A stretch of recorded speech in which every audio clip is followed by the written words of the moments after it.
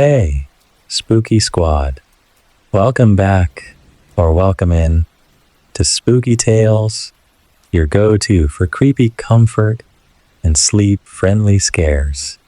Before you doze off, drop a like, subscribe, and tell me, where are you from, and what time is it where you are? Alright, get comfy, hit play, and let's drift into the unknown together. The night my dog refused to come inside. Max is a good dog, loyal, protective, never one to bark unnecessarily or act out. He's a big German shepherd, 8 years old, but still as sharp as ever. He's always been brave, too. I'd seen him chase off a raccoon twice his size, and once even stand his ground against a coyote. That's why, when I opened the back door and called him in, I didn't expect hesitation. Usually, he'd come running, tail wagging, ready to curl up at my feet. But that night, Max stood just beyond the edge of the porch light. In the darkness, perfectly still, rain soaked his fur, but he didn't move. His ears were pinned back, and his eyes were fixed on something beyond the fence, something I couldn't see, something he didn't like. That made me stop cold. Max never gets scared. Curious? Yes. Protective? Always. But never afraid. I took a cautious step toward him. "Come on, boy," I said softly, trying to keep my voice calm even as my pulse started to quicken. That's when Max did something he's never done before. He growled at me. Not loud, not angry. It was low and trembling, like he wasn't growling at me, but warning me. Warning me not to come closer. Warning me about something I hadn't noticed yet. My eyes flicked toward the fence again, scanning the trees. That's when I realized that the crickets had gone silent. There were no frogs croaking, no rustling of branches, just the rain and the wind, and Max. I froze, my mouth went dry, and every instinct in me screamed to back away, to get inside and shut the door. Max didn't move. His stare locked onto that empty space, and the growl continued. My hand started to shake, flashlight wobbling in my grip, casting strange shadows on the wet grass. Then I heard a sound that didn't fit. It was faint, but it carried on the wind, a whisper, but not made of words, just the shape of a whisper, breath through teeth, long and slow, like something, breathing, watching, close. I lowered the flashlight slowly, careful not to make any sudden movements. Max's eyes hadn't moved an inch. He was locked in on that empty, rainless spot near the fence like it was the most important thing in the world. And maybe it was. Something about that spot made my skin crawl. I couldn't see anything, but it was like my brain was trying to fill in a shape where nothing visible existed. A human figure, tall, still, watching.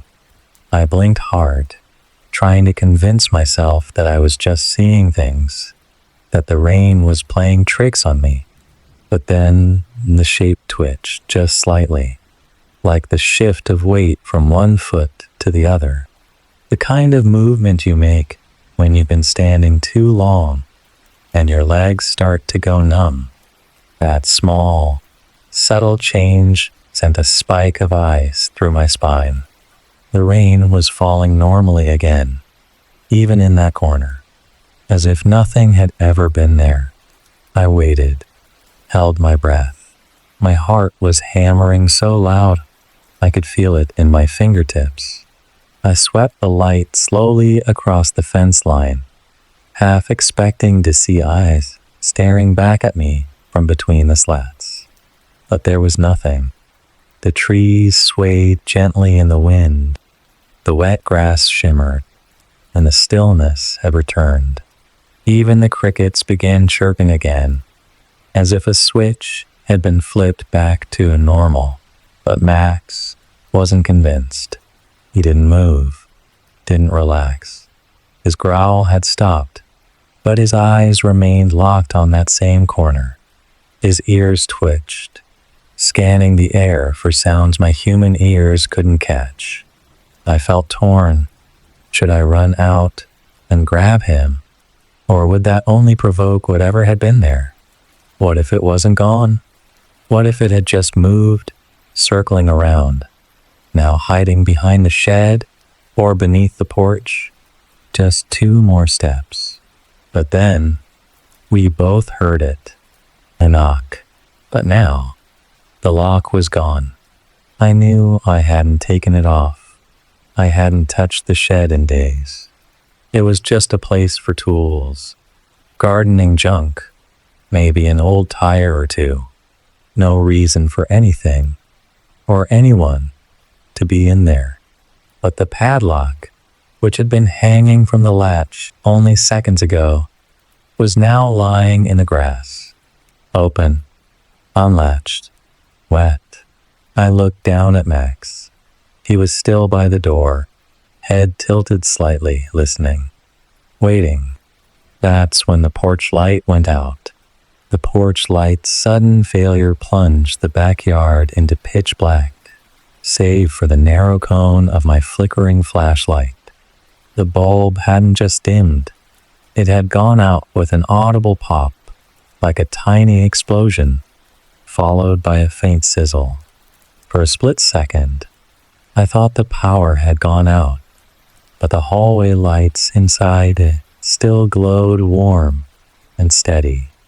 Only the porch, the buffer between me, and whatever had just been out there, had gone completely dark. The timing was too perfect to be a coincidence. I stood there in the doorway, frozen, the flashlight beam trembling in my hand as it painted a shaky trail over the yard. Max was rigid again. No growling, no barking this time, just motionless, alert, like a statue carved in tension. His ears remained locked forward, nose quivering. I could tell he was picking up on something I couldn't. It was like he was listening to a frequency just above my range, some low, unnatural hum vibrating through the air, too subtle for human senses, but loud as a siren to him. His eyes darted to the shed. I didn't want to look again. I wanted to pretend this was over, that the thing Max had seen was gone. But I turned the light back toward the shed anyway. The door was still closed, or at least it appeared that way. But now, it was slightly ajar, just enough for a sliver of darkness to leak through the crack between the door and its frame. I hadn't heard it open. There had been no creak, no scrape of hinges, yet it was definitely open now, just enough to suggest invitation or escape. Something moved behind it. Not a shadow, something deeper than a shadow. It didn't block light as much as it consumed it. It was like a hole in the world had been punched out right there inside my shed. The longer I stared, the more it looked like the darkness was reaching, slowly, like fingers crawling along the inside of the doorframe, testing the boundaries of its prison. I blinked hard. My flashlight dimmed again, flickered once, and then steadied, though weaker than before. That's when I heard the whispering. It didn't come from the shed. It was closer, just behind me, somewhere inside the house. Faint, like breath on glass. I spun around fast, shining the beam into the kitchen. Nothing. No movement. But I felt it. That awful awareness you get when you know you're being watched. Not in a general sense, but from a specific direction. a pinpoint focus, like a laser sight crawling across your spine. The hairs on my neck stood straight. I stepped back inside and shut the door, pulling the bolt across. Max didn't follow. I turned, expecting him to be right at my heels, but he was still at the edge of the porch, head low, growling now with a guttural rumble that vibrated the floorboards. His eyes had locked back onto the shed door. I opened the door a crack. "Max, come," I whispered urgently, slapping my thigh. He didn't move. "Come on, boy," I hissed louder, panic creeping into my voice. "Now." Still nothing. I stepped halfway out onto the porch again, grabbing his collar. He let me, but his body was like iron, muscles tensed, legs rooted. I had to physically drag him over the threshold. The moment his paws hit the tile inside, he twisted around in my grip, trying to face the door. He barked once, then again, 3 times. Thump, thump, thump. This time not from the shed. It came from the basement. Max went berserk. He spun toward the basement door, snarling like a wild animal. Foam gathered at his mouth. I had to grab him with both arms to stop him from charging down the stairs. His strength shocked me. I nearly lost my grip. Whatever had been outside wasn't the only thing we were dealing with. Somehow it was inside now, too. My heart pounded like a war drum. Every instinct screamed at me to run. But run where? Outside? Back to the shed? To the thing in the shadows? Or down the basement? Into whatever had mimicked that same 3-knock rhythm. Those same deliberate knocks that felt more like a signature than a sound. The whispering came again. Clearer this time. Just behind the door to the basement. Like someone was crouched just beyond the threshold, murmuring things not meant to be heard. The language wasn't English, or any language I recognized. It sounded wet, garbled, like speech pushed through water. My skin prickled, my vision swam. I backed away slowly, dragging Max with me, both of us shaking now. That's when the doorknob began to turn. Inside the basement, darkness lay thick. I could almost see it pooling under the doorframe. It seemed alive, dense, hungry. The whisper came again, a guttural hiss that turned upward into a question. Or was it a command? I couldn't tell. The words pressed against my skull, made my ears ring. Each inflection felt like a drop of cold acid sliding down my spine. Max whimpered low, a trembling sound that echoed through the floorboards. I tightened my grip on the collar, but his paws were already sliding backward, pulling both of us away from the door. I couldn't bring myself to look inside. Not yet. I turned my flashlight upward, trying to find a face or hands or anything human. But all I saw was blank, black nothingness. Then the scratching started. I shook my head, swallowed hard. No, no, no, I whispered to myself. Stay inside. Stay in the light. Max's body quivered, his ears pinned, fur slicked back like he was under attack. My vision blurred with tears I didn't dare wipe away. I needed to see. And in that moment, everything changed. The basement door shuddered again. The handle fell limp, then abruptly spun to the left, as if slammed by an unseen force. The door swung open all the way, unhinged from reality. Behind it, the darkness wasn't empty.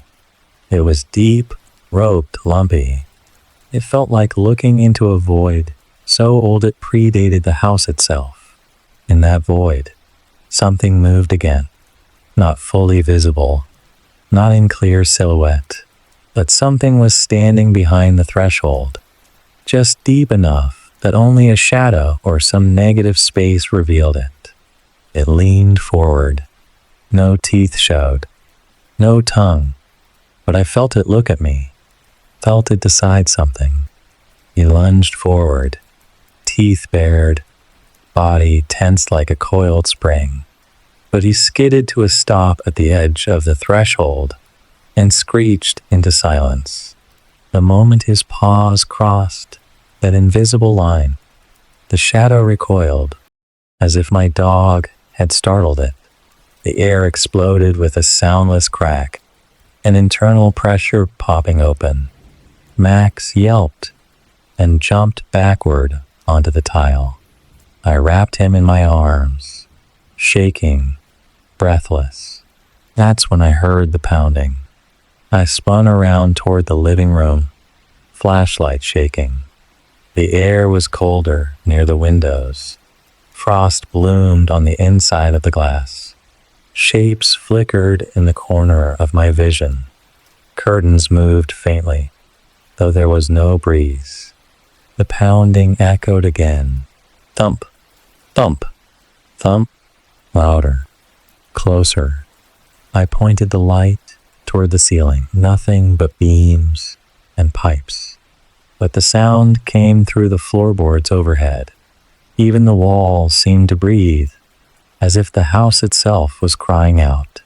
Max squirmed in my neck, clamoring to get free. His nails scraped the wood. I let go, and he bolted blindly toward the front door. For a moment I thought I'd lose him, but then he skidded to a halt at the hallway threshold. He looked back, straight at me, with eyes full of terror, and then he sprinted out. I stumbled behind him, fridge door rattling in the kitchen as I crashed into it. He was gone. Out into the dark street, into the night where the porch light remained dark. I screamed, yanked open the front door. Darkness swallowed everything. My flashlight beam danced across the driveway, across the lawn, into the street, but Max wasn't there. Then I looked back up at the house. The basement window under the porch was lit, a weak, sickly orange glow, like a lighter, like that night on the porch, same color, same intensity, flickering once, twice, and then off. Silence returned. I stood there shaking, chest heaving, staring back into the pitch black house. No footsteps sounded, no doors creaked, no Max. I backed away, locked the door, and collapsed to the ground. My heart pounded, sweat poured, mind raced. Was that thing inside? Was Max still inside? Was this nightmare only beginning? I barely moved the next day. My limbs felt weighted, my thoughts thick with fear. I kept every curtain drawn, every lock double-checked. The daylight didn't feel safe anymore. It just exposed more shadows, more corners for something to hide in. The events of the night before ran through my head on a loop.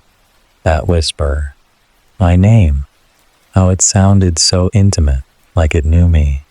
Not just the name itself, but the way it was spoken, carefully, deliberately, as though whatever was in those woods had been waiting to speak it for a very long time. I tried to distract myself, clean the house, put on the radio, anything to drown out the memory of that voice. But every creak in the walls, every distant bird call made my heart leap. I kept looking over my shoulder, expecting to see it standing there again, tall, crooked, featureless, watching me, inviting me into the woods. By afternoon, the silence in the house grew oppressive. Daisy lay curled by the fireplace, her body still and tense, eyes fixed on the back door like she expected it to open at any moment. I realized then that she hadn't barked since last night. Not properly. It was as if something had shaken her so deeply that even her instincts had been suppressed. I crouched beside her and gently ran a hand along her back. "What did you see?" I whispered. "What scared you like this?" Her ears twitched, and she let out a low, almost inaudible whine. She was warning me, begging me not to make the same mistake she had. Then, just as the sun began to dip, casting a golden haze through the cracks in the curtains, Daisy suddenly stood up, stiff, alert, her body trembling slightly, head tilted once again toward the woods. A deep growl rose in her chest. I looked up. Through a small gap between the curtain and the window frame, I saw movement in the trees. At first, I thought it was just wind, leaves rustling, branches swaying. But then I realized the rest of the forest was still. No breeze, no birds. Only that one spot moved, branches parting, ever so gently, as if something were slipping between them. A shade tall, thin, walking upright, slowly, deliberately, toward my yard. My blood turned to ice. I grabbed Daisy's collar and pulled her back. She resisted at first, reluctant to turn her back on it. But when I tugged harder, she yielded and followed me. I shut the blinds, locked the doors again, and this time I pulled the heavy kitchen table in front of the back entrance. And then I waited. Darkness fell, and with it came a silence unlike anything I'd ever known. Not the quiet of night, not the peaceful hush of sleep, but a vacuum, a void, as if the world outside my home had ceased to exist. Even the bugs and frogs that normally chirped and clicked in summer's heat were gone. I couldn't even hear the hum of distant cars. Then it started again, scratching, slow, deliberate, not frantic or confused, but knowing, like it was tracing the shape of the door with its nails, mapping it, measuring. It lasted for minutes, maybe longer. Time lost all meaning in that moment. And then came the whisper again. Only this time, it wasn't just my name. My breath caught. Daisy stood rigid, her body low to the ground. A snarl curled in her throat. I felt the cold sweat pour down my back. Something intelligent was out there. Something that could speak, mimic, or worse, reason. I backed slowly away from the door, heart thudding, so hard it hurt. The whisper came again, closer, more urgent. "Let me in." I turned off every light, sat on the floor with my back against the wall, flashlight off. Daisy pressed into my side, her body shivering. The voice didn't come again, but I knew it hadn't left. I felt it there, just beyond the door, listening, waiting, testing me. It wasn't going to go away. It wanted something, and now it knew exactly where I lived. That night, I didn't sleep. I didn't even close my eyes. I sat curled up on the living room floor, with Daisy pressed against me, both of us facing the back door. I had a kitchen knife in my hand, though I knew deep down that it would be useless. Whatever was outside wasn't human, and if it wanted to come in, a deadbolt and a wooden table wouldn't stop it. But I needed the illusion of defense, the illusion of control. So I stayed there, knife in hand, trying to breathe slowly and make it to dawn without falling apart. The whispering didn't return, but neither did the silence feel safe. Instead, there was a heavy pressure in the air, like the house itself had been swallowed into a void. No wind, no chirping, no distant passing cars, just that awful, pressing stillness. I could almost hear it breathe. The space around me pulsed like lungs inhaling and exhaling, and every now and then there would be a shift, a faint creak, or the sensation of something brushing lightly against the outside wall. Always from the back, always from the woods. As the hours dragged on, I started to think about the property's history, about how the house had sat vacant for years before I bought it, about the local stories I'd half listened to when I first moved in, the ones about strange sounds in the forest, lights with no source, animals disappearing. I had dismissed them as folklore. Every small town has ghost stories, but now I began to wonder if those warnings had been more than superstition. If the reason this place was so cheap, so isolated, wasn't just because of its age.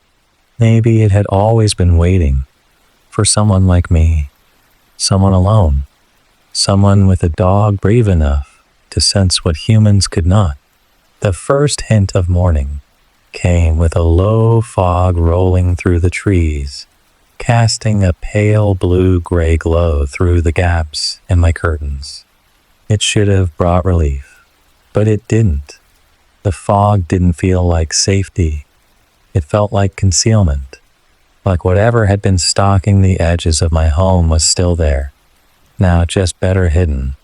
Daisy finally stirred and nudged her nose against my arm, but she didn't wag her tail or head to the door like she usually would. Instead, she looked up at me with those wide, solemn eyes, and then toward the hallway that led to the bedroom, as if to say, "We're not safe here anymore." I didn't argue. I left the kitchen table blocking the door and gathered what I could: my keys, my phone, a change of clothes. I carried Daisy's leash, but she refused to wear it. She just stayed close to my side, more alert than I'd ever seen her. I threw everything in the truck and got in, hand trembling as I turned the ignition. But when the engine roared to life, something in the rearview mirror made my stomach drop. There, at the edge of the tree line, was the same shape I'd seen the night before. Tall, thin, watching. But this time, it had moved closer, just a few feet from the edge of the yard. Its limbs were impossibly long, its shoulders unnaturally hunched, and though I couldn't see its face, I felt its eyes, right on me, piercing through the mirror, like they could reach inside my skull and root around. Daisy saw it too. She growled, low and guttural, the hair on her back standing straight up. I slammed the truck into reverse and peeled out of the driveway without even looking back. I didn't stop until I reached the gas station 5 miles away, where the presence finally seemed to lift. I parked under the floodlights, my hands shaking so badly I could barely grip the wheel. I must have sat there for over an hour, engine idling, waiting for something to follow me out of the woods. But nothing came. Eventually, I called a friend, someone I hadn't spoken to in months, and asked if I could stay the night. I didn't explain much, just said something had happened at the house, that I didn't feel safe. They must have heard the fear in my voice, because they didn't ask questions, just gave me the address. I drove there in silence. Daisy curled on the passenger seat beside me. She didn't sleep either. Her ears flicked at every passing shadow, every unfamiliar sound. When we arrived, I thanked my friend, brought Daisy inside, and locked every door. But even then, even surrounded by light, people, and solid walls, I didn't feel at ease, because I knew one thing for certain now. Whatever was in those woods hadn't finished with me. It had found me once, and it would find me again. In the days that followed, I tried to convince myself it had all been a bad dream, a night fueled by paranoia, a trick of the light, an overactive imagination. But Daisy wouldn't let me forget. She refused to eat unless I stayed in the room. She wouldn't go near doors or windows. And every night, without fail, she would sit upright around 2:14 a.m., ears perked, body stiff, growling at something only she could sense. Something that wasn't there, or something I simply couldn't see. I went back to the house once during daylight, just to grab more of my things. I didn't stay long. The air inside was cold, not the kind of cold from lack of heating, but a dense, unnatural chill that clung to my skin and whispered to my bones. There were small things out of place too, drawers open, photographs missing from frames, muddy footprints in the hallway that didn't match mine or Daisy's. I didn't investigate. I didn't want to know. I took what I needed and left. But as I locked the door one last time, I heard it again. A faint whisper, so soft I could have mistaken it for the wind, right behind my ear. Still watching, I didn't turn around.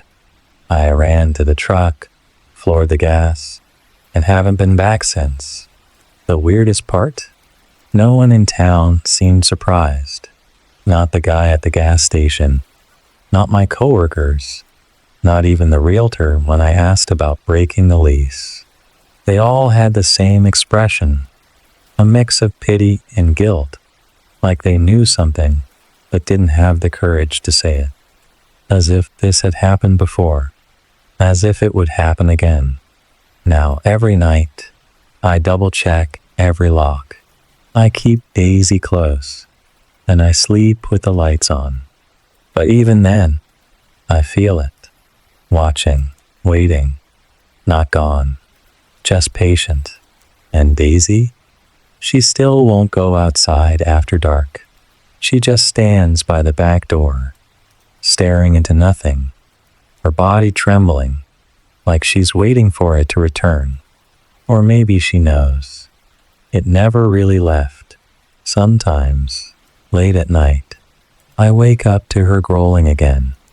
And sometimes, I hear something outside. A whisper, a tap, a shape in the fog. And I pray every single time that the door holds. Because now I understand. There are places in this world that were never meant to be touched. Places that remember who entered them. And some things, once invited, never truly leave. They just wait. They watch. And they follow. Thanks for watching, friends. If you've ever had a moment when your pet seemed to sense something you couldn't, you're not alone. There's a reason animals act the way they do. And sometimes they might be trying to save us from something we're not meant to see. Don't forget to subscribe to Spooky Tales, where we dive deep into the darkest corners of real stories, creepy encounters, and the unsettling unknown. Got your own chilling tale? Leave it in the comments. I might just read it in the next episode. Stay safe. And if your dog ever refuses to come inside, listen, because they might be the only thing standing between you and something unspeakable.